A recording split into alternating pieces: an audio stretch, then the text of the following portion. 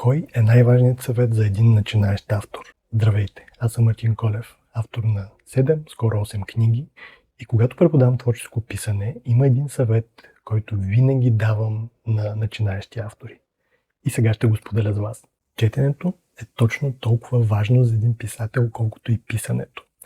И наистина имам предвид толкова важно в съотношение 50 на 50. Всъщност това са двете страни на една и съща монета. Да пишеш те развива точно толкова като писател, колкото и да четеш. И още нещо. Когато публикуваш своята книга, ти я поставяш в една необхватна поредица от вече съществуващи заглавия. Поставяш я в ситуации на диалог с тях.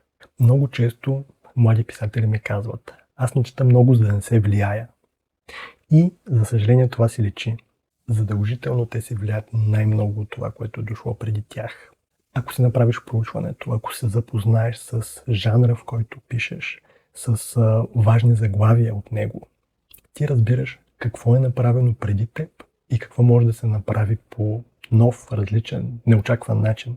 Казват, че книгата, която пишем, е сбор от всички книги, които сме прочели. Ако сме прочели само една книга, най-вероятно просто ще напишем нейно копие.